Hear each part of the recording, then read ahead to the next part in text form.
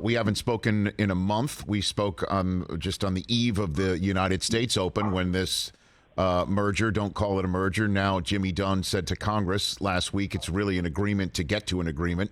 Where do you think everything stands now a month later, Brandel? Well, look, I think I've heard people closer to this than me say that it's 50-50 on whether or not this deal actually goes through. And I think there's a lot of question marks about whether or not it's better if the deal goes through or better if the deal doesn't go through. I think whichever way you look at it, I think the game has been tilted towards greed. And to re-anchor star players to the reality of their situation is going to be difficult. The ratings can't support the purses that players are playing for right now. And to re-anchor, because if private equity comes into and supports if private equity comes into and starts supporting the PGA Tour, look, they're not going to spend frivolously. It's going to be tied to market principles. So these PGA Tour players are going to sort of have to re-anchor their value to the reality of economics. And that's just not where they're at right now. And it's going to be tough to put that genie back in the bottle. So what did you take away from that hearing last week? What jumped out at you, Brandel? I wouldn't say that I was surprised by any of it, to be honest with you. I think it was for the parties that hadn't aired things out, to air them out and to speak to the sides. I'd heard what Jimmy Dunn and Ed Herlihy and the PGA Tour, I'd heard their position before, and I follow Blumenthal on social media sites and other senators, and I was pretty well aware of their position and their concerns that this perhaps is a violation, antitrust violation, because, look, if you look at it and it's LIV, PGA Tour, DP World Tour merger, how is that not going to be considered a monopoly?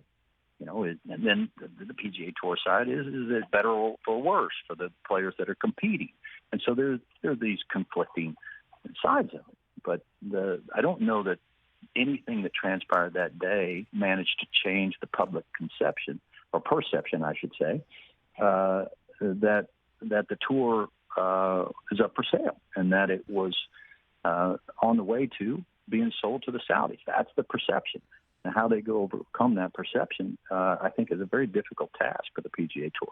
And how about the idea that Yasser Al-Rumayyan getting a green jacket and RNA membership might be, part of this equation, or is attempted to be? How'd that one hit you, Brandel? Look, I thought that was one of the more bizarre aspects of it. That came out. It sounded to me, and I don't know exactly that they were throwing that on the table, but I doubt that there was any acquiescence towards that goal. I wouldn't have thought that would make the powers that be particularly happy. But yeah, I mean, look, how do deals get done? What do you want? What do I want? Well, I think we can all sort of get our arms around the nature of how deals get done. You give a little, you get a little, you get a little. But I guess the most surprising aspect is that they were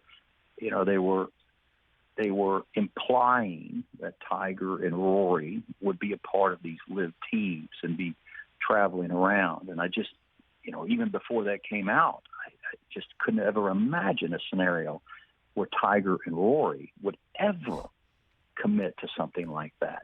And so the very idea that would even be mentioned or kicked around as a possibility seemed preposterous to me. And there's just, Tiger's too tied to the PGA Tour for all the right reasons. And I think he's absolutely spot on with the ethical compass as it relates to this issue, as is Rory.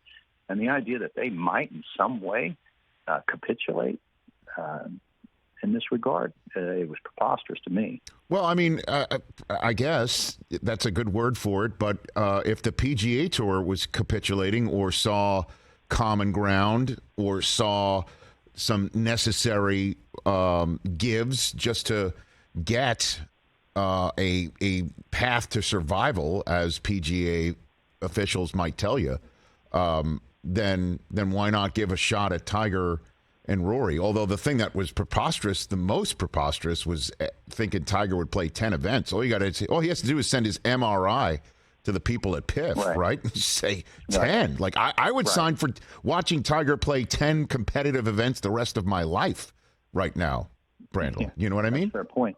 That's a fair point. You know, so you look.